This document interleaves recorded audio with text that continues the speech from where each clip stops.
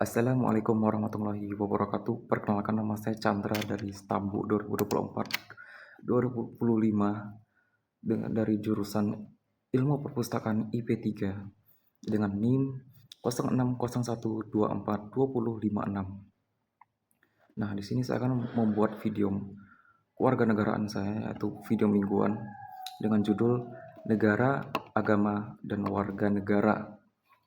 Di sini saya sudah menyatat ada sekitar 7 poin yang saya dapat dan saya simpulkan. 7 poin.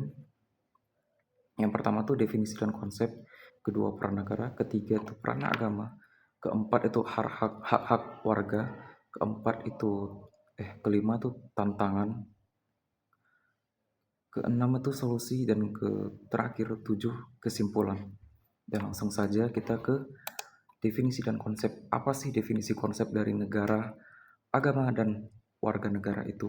Nah, kalau negara itu adalah tempat kita tinggal yang memiliki pemerintahan itu sendiri. Dan untuk agama adalah kepercayaan kita tentang Tuhan dan kekuatan spiritual lainnya. Dan untuk negara adalah kita itu sendiri, ya. Orang yang tinggal di suatu tempat atau negara dan memiliki hak serta kewajiban.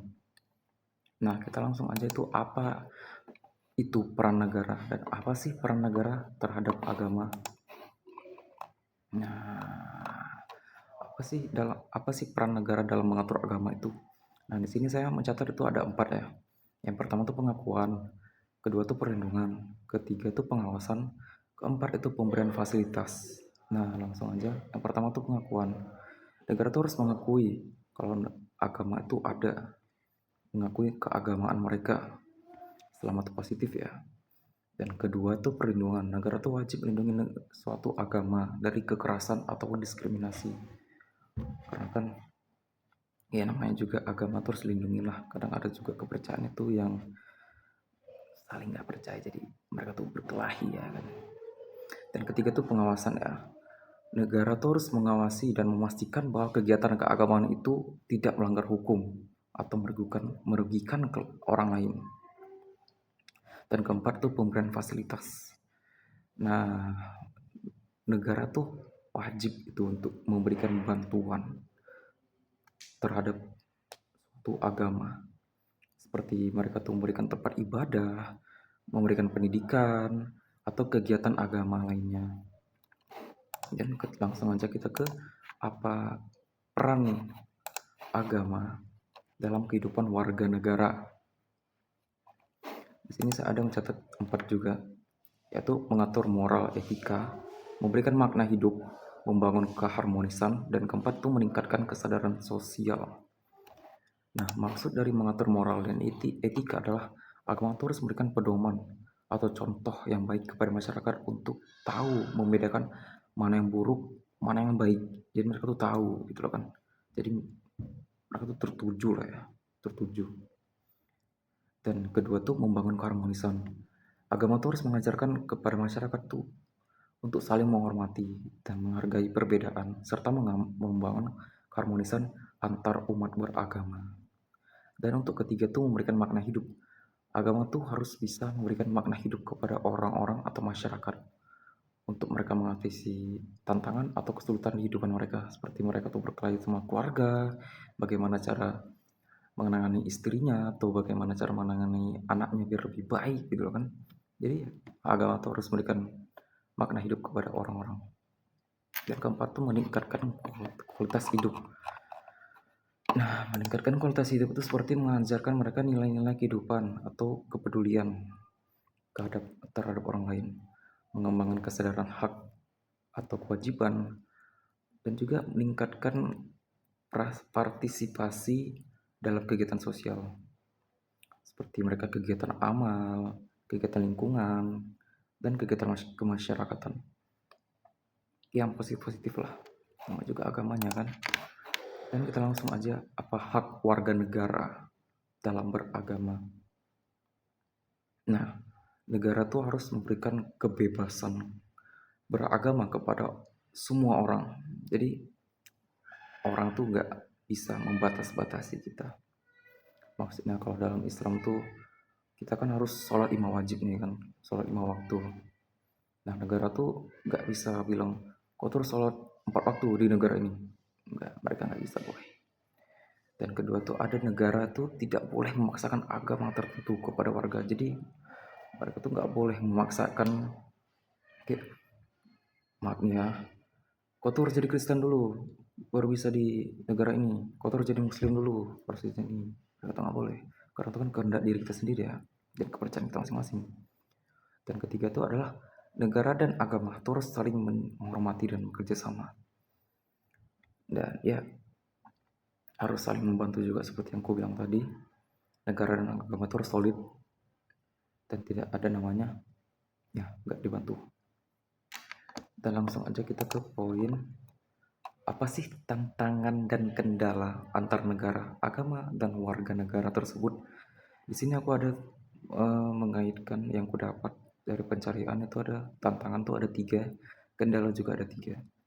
Nah, tantangan pertama tuh adalah meningkatkan toleransi ya. Dan kedua tuh meningkatkan pemahaman, dan 3 tuh meningkatkan mengatasi diskriminasi.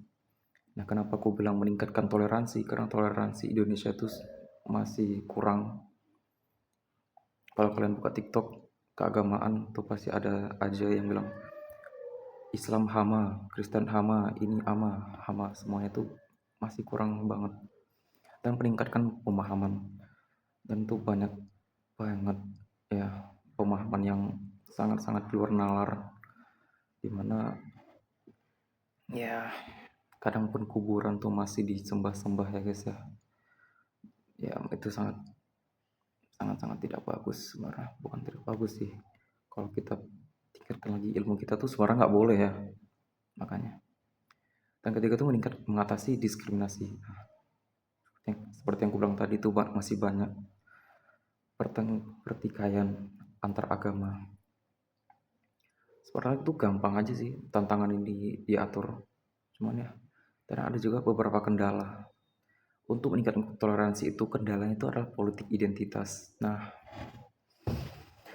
politik identitas itu seperti yang kalian tahu tuh sangat populer di Indonesia, di mana ya Pilpres kemarin juga ya, agama dan agama. Nah, untuk tantangan meningkatkan pemahaman itu kendalanya itu keterbatasan sumber daya. Kadang pun ada pelosok-pelosok desa ataupun tempat itu masih belum ada sekolahnya, masih belum ada guru yang bisa mengajarkan, karena keterbatasan sumber daya itu sendiri. Dan untuk tantangan mengatasi diskriminasi itu kendala tuh penegakan hukum yang lemah. Hukum yang lemah tuh masih banyak tuh kasus-kasus di luar sana yang konteksnya tuh diskriminasi agama tuh masih dibiarin sama pemerintah itu ya. Yang itulah dia kendalanya, penegakan hukum yang lemah. Dan kita langsung saja ke poin ke-6, yaitu solusi untuk meningkatkan keharmonisan. Di sini yang ku cari tuh ada 3 ya, ada 3 poin. Yang pertama tuh moderasi beragama. Pertama kita tuh harus membangun sikap yang lebih terbuka dan toleran dalam beragama. Itu berarti kita harus saling menghormati dan tidak menggunakan kekerasan atas nama agama. Ya. Dan untuk kedua itu adalah dialog antar agama. Dialog antar agama tuh bisa dibilang tuh kita tuh mengobrol secara terbuka dan jujur antara orang-orang dari berbagai agama. Dengan begitu kita bisa menghilangkan kesalahpahaman dan konflik yang ada. Jadi maksudnya tuh ya kita tuh jelasin aja gitu loh kan. Kalau agama kami tuh nggak boleh gini, agama kami tuh nggak boleh kayak gitu. Nah, pokoknya tuh communication ya guys ya, berkomunikasi. Karena komunikasi itu adalah kunci dari suatu permasalahan.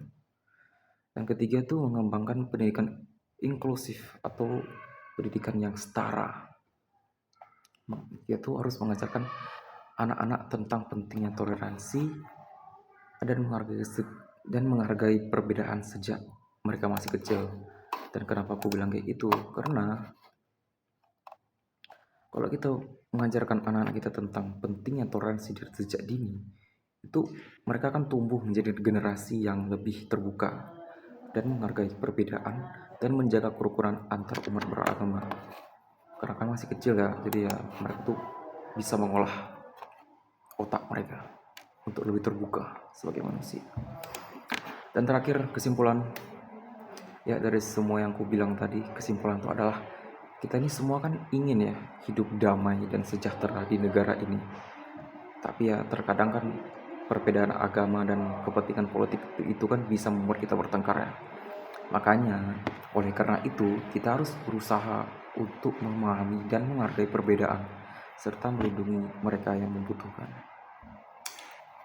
Baik, itulah semua yang bisa saya bahas di video kali ini. Terima kasih bagi kalian yang masih mendengar video saya sampai terakhir.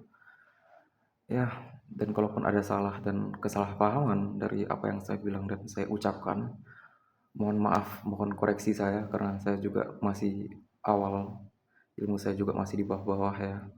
Tolong maafkan. Baiklah, izin pamit.